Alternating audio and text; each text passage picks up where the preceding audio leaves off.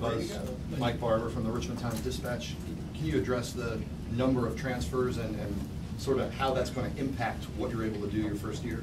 Yeah, I think it'll have a long-reaching impact, not just at Virginia Tech. I just think it's become a industry-wide issue.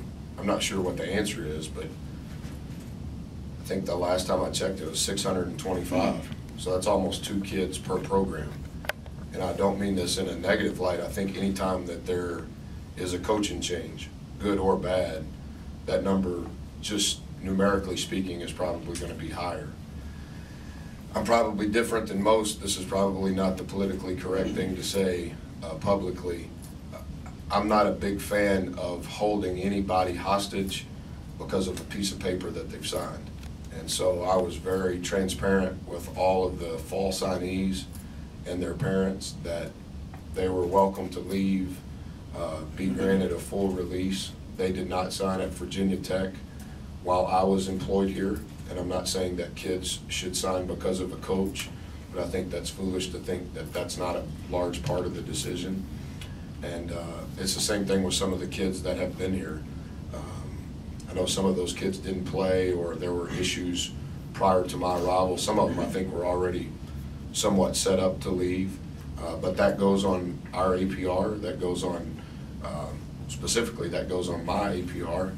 And so it's important that you are transparent not only with the kid, but with their families and the people that are important in their sphere of influence, because you want to do what's right for the kid in the end, even if it's not necessarily what's best for the team that particular year. And so I don't know that it's over yet. That's not being threatening, but we've done, I guess we've had 8 weeks this summer of 2 hours with the ball each week. And I'm not exactly sure how many weeks there were. I think it was 4 from the time I was hired until the time we couldn't work with them anymore in the spring. You can't work with them during finals week or the week prior to finals. Finals here is unlike anywhere I've been as far as reading day. I'm not sure what that is, but at Virginia Tech they read for a day before they take tests. And so the timing of that was a little different. So I think it's 12 weeks that we've been able to coach them. And not all the time have I been here because I've been on the road. So there is an impact. We have 2 scholarships open as of today. And whether or not we use those prior to the fall beginning, whether we use those in transfers in the spring, whether there's somebody that we find out that's eligible in the spring, you know, it makes you have to look under a lot of different rocks when you're trying to find guys that are good enough to help your team win, but also fit the culture that you want to be a part of. Buzz, Mark Berman in the Roanoke Times. Given all the roster makeover you've had in recent months, what's your assessment of the talent on your roster now, especially given the little limited amount of ACC experience you have of the guys eligible to play this season? And also, you know, what were the circumstances that led to the 2 most recent exits of Barksdale and Meliku? Yeah, a couple of things. I'll go in descending order. I think CJ has probably had an often injured career. Throughout the entire spring semester, he continued to stay in a boot. I think he was hurt prior to my arrival. And CJ's a good kid. I just think, to be honest with you, he was at the point in his life and in his career, he was just tired of being hurt. And emotionally, you reach a point where it's like, you want me to rehab for the 9th time, and I don't know if I want to do it 9. And so he's still in school here. He's on track to graduate. I've known Ben since he was in middle school. I know all of Ben's people. Ben's mom, all of them, love Ben. And as it played itself out, it was probably best for Ben to go closer to home. Not because of anything Ben did. He didn't do anything wrong. Not because I'm trying to be Mr. New Coach and I've got all the answers and I'm running guys out of town. Just think it was better for his life probably for him to be closer to home. And that was a long waited, think about it, pray about it, everybody talking about it, mom, kid, his uncles, his coaches. Like I said, I know all of those people. And so that was not an easy decision for him, nor for me. But I think long-term it's probably best for him. And then just, the talent on the roster? Yeah, I'm not necessarily opposed to the talent, other than it needs to get better. But today we have 11 guys on scholarship, and 9 of those 11 can put on a uniform and play next season. And of those 9, 5 of them are freshmen. So if you just look at it from an analytical point of view, none of those things bode well to have success. Having said that, I would say that the camaraderie and the chemistry and the character of the kids that have been here throughout the summer has been very refreshing for me, considering the volatility of what these guys have been through throughout their careers. So they're working extremely hard. They genuinely love one another. They've accepted and embraced everything that we've tried to do, none of which would be tactical or technical. It's more just based on the foundation of what we want to be about. And that in and of itself, regardless of talent, is good to have at the beginning. Buzz, Mark Giannotto from the Washington Post. In terms of Seth Allen, could you go through what your pitch was to him when you were, trying, obviously there were other schools after him, and then just long-term, perception-wise, how important is his presence in this program, having a sort of a guy who's done it before, so to speak? Yeah, good question. I'm not a very good recruiter. I say that sincerely. The older I get, I have become much worse at it because I'm hell-bent on telling the truth. And sometimes that's not what kids want to hear. It's sometimes not what coaches or parents want to hear. But I think long-term, it's probably what's best for our society, not necessarily what's best for our basketball team. But I found out Seth was leaving. Obviously, I've known Coach Turgeon for a long time. One of his full-time assistants is a young man that I hired as a manager when I was at Texas A&M. So I know all of those guys. And I called his AAU coach, cold called him. I've never met him, still haven't met him, and just said, by chance, do you have Seth's number? And obviously this was after we got the release. I talked to Seth's dad, Seth's mom, Seth, talked to Seth the next day, and then they called me 2 days later and said they had just finished one official visit and they wanted to visit our place the next day. And I'm learning that you can't necessarily fly anywhere you want to go directly from Roanoke, and so that took some time to figure out, but we got him here the next day, and he was on campus less than 24 hours and made a decision shortly after leaving campus. I wouldn't necessarily say that I made a pitch at all, was just very honest about what I was about and what I believed in and what I wanted our program to be about. I think sometimes we get so caught up in, what's our team going to be about, and probably the prevailing answer needs to be, what's our program going to be about? I think Seth is a great kid. I have never seen Seth play. Seth has been rehabbing his injury from Maryland since he's been here. He has participated in 1.5 of our individual workouts. And so I don't know how good Seth is as a player. Everybody says he's a good player, and maybe he is. I hope that he is. We're counting on the fact that he is. But I know that he's a really good kid, and I know that his parents have raised him the right way. And for whatever reason, it was manna from heaven, to be honest with you, that we would cold call somebody and they would show up and make a decision within 7 days of their departure from a perennial top 30 program, and one that's coached by a really good coach who's a really good person. So we're thankful that Seth is here, and I think he's definitely somebody that we can build around, but I do think that he needs to get healthy, and he needs to be healthy long term. And so as much as we're wanting him to play, I think he'll eventually play, but we need to try to get him 100% for 100% of the time of his eligibility that remains. So this is the injury he had the first half of last year, and he came back from. I think he probably came back a little too early. I don't mean that derogatory towards Maryland's trainers or staff. I just think that, you know, when you break your toe and they put a Carolina screw in it, you know, normally the bone just calcifies around it and you're ready to go. It's still in your bone. It's not like it's going to break, but it's never got 100%, and it's still not 100%. You address the sort of lack of experience you're bringing back. There's also a sort of size deficiency that I'm sure you're going to address going forward, but for this year, does that change what you want to do with this team? Yeah, I'm not sure what the, just to be honest with you, I don't know that it's strategically the right thing to say, but, you know, when you have one guy that is put on a uniform in college that's taller than 6'6", what would be the right way to play in the best league in the country other than the NBA? And then probably the second question is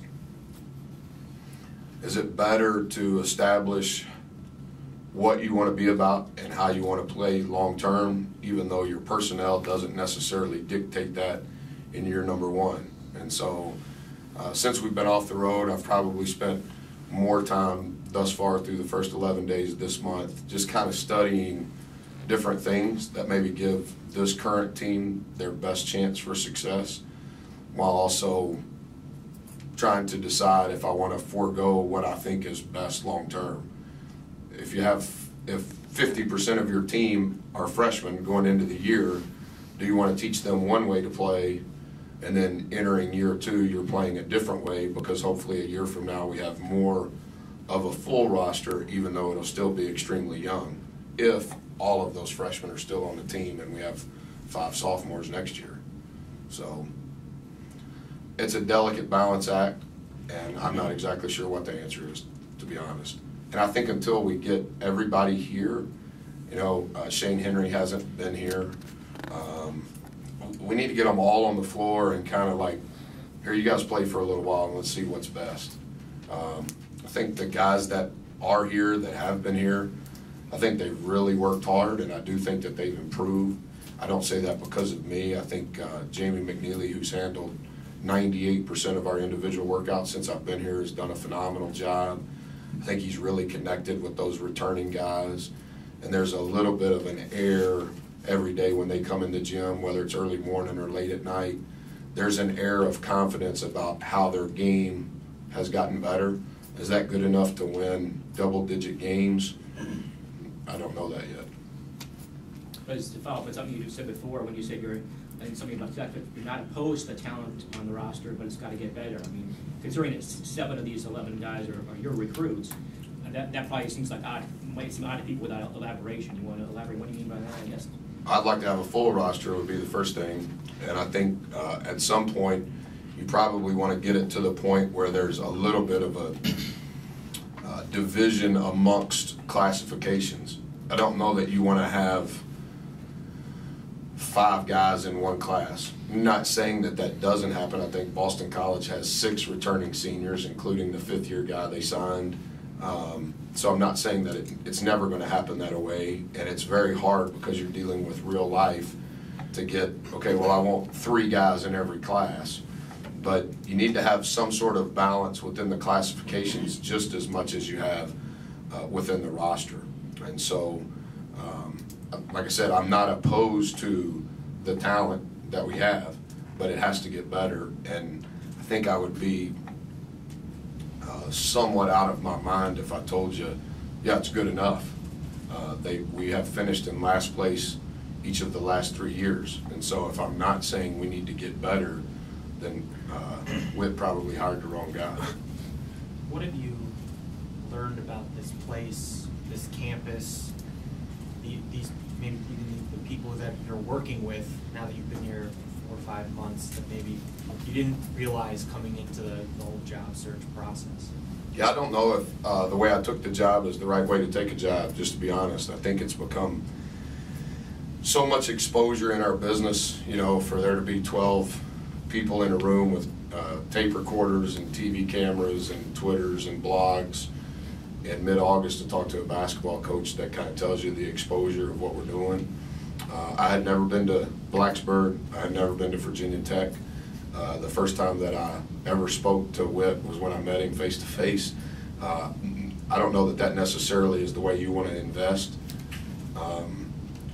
What I would say is this: I have been somewhat secluded and sheltered in that I haven't done anything other than work since I've been here, other than an occasional go out to eat somewhere or go down the street somewhere. But the people, regardless of title, regardless of where they're employed, have been phenomenally good natured, kind, mannerly. It's been a great example for my 4 children, because my 4 kids are like, wow, Dad, those are just such nice people. And I'm like, that's great, that's good. And that's good as a parent, that's good as a coach. They know just as much as I did when we showed up, you know? And so to have been welcomed, I think part of it's because we're 0-0, and maybe that nice changes once we lose, if we lose Mark Berman. You know, like, I just appreciate that. I appreciate good people, and it seems like it's full of good people. Buzz Normwood from the Daily Press and Newport News. I imagine you won't have the full impression, you won't know this answer completely until you start working with the guys every day, but of your personal direct observations or your assistant's observations on video, either in person, whatever, which of the freshmen do you think, are there 1 or 2 guys that you know will have to contribute and play major minutes right away? And second, is there some question about whether Shane Henry will be here or not? Shane or is that just a logistical thing? Just logistics. He didn't do anything wrong. NCAA related clearinghouse type deal, or? Graduate from junior college. Graduate from junior college and have the appropriate transferable hours to come to Virginia Tech. And because I'm a former junior college guy myself, I try to load them up with as many hours prior to going to a real school as possible, just because it gets them closer to graduation. So I think all of the freshmen will play, and I think all of them will have to have a significant role. That does not necessarily mean that they're going to be productive in that role. It just means that there may not be another choice. You know, if you suit up 9 and somebody turns their ankle, then you're to 8. So you probably need at least 8 guys to play 200 total minutes. And I think there's a little bit of that, and I've talked to Devin Wilson about it. Devin, you're a good player, but sometimes better players have competition every day because they improve not just on game day, but every day in practice. So it sounds good when you play 38 minutes a game as a freshman. What doesn't sound good is that you play 38 minutes a game as a freshman and you beat one team twice out of 18 games, right? And so there's a double-edged sword to everything, and there's 2 ways to look at everything. I think Devin will benefit from what he went through last year, but I also think that he needs, we all need, you included, competition every day in order to know that I have to be at my best, otherwise I don't get to work, otherwise I don't get to eat, otherwise I don't get to play. And I think some of that will happen with our freshmen, particularly the perimeter guys. You know, Bibbs, Hudson, Ahmed, those guys are similar in some ways, dissimilar in others, but I don't know that all 3 of them are going to play at the same time. Maybe they will, but I think that it will help that they have to fight each other every day in order to improve. But I would say that they're all going to have to be better. Malik's been played for the German national team, so he hasn't been here in the 2nd summer session. But considering he's never put on a uniform, it was healthy, I think, that he was able to do that even though it was in a country that we weren't able to see it. I still think that that's really good for him. But we haven't seen Malik since July the 5th. And so we need him to be good. He's redshirted, played for his, you know, for the national team. He needs to be ahead of these other 4 freshmen because he's kind of been around the last 400 days to know what's what. So we need Satchel to play. You know, I don't know that Joey has fouled since he's been in the ACC, but I think he'll foul this year. Somebody's going to have to play when Joey's in foul trouble. And so Satchel's going to have an impact in some sort of way. How good will that impact be? I don't know. But I think all 5 of those guys will have to have an impact.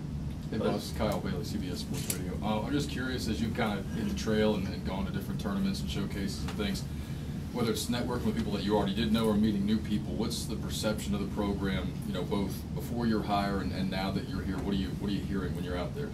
I mean this respectfully. I think Seth Greenberg can really coach. I think he can really, really coach. And I think James Johnson may be one of the better human beings ever employed in college athletics.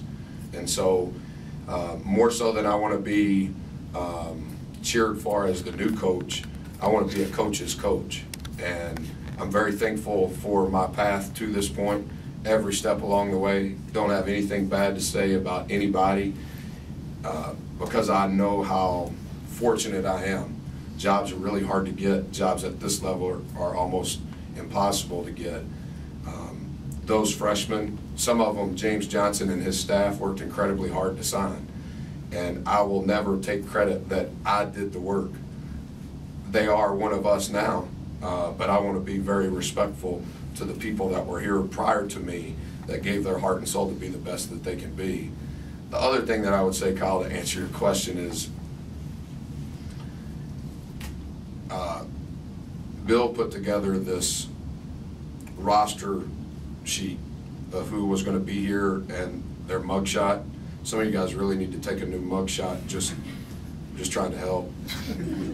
But, I haven't turned on the TV since I've been here, right? So when it says W whatever, I don't even know who those people are because I don't watch TV. So when it comes to, like, what people think of my hire, I know it was ridiculed in a lot of ways. I know people have had critiques of why would I take this job, et cetera, et cetera. I just don't participate in any of that, not because I'm above it, not because I'm trying to be righteous. It's just,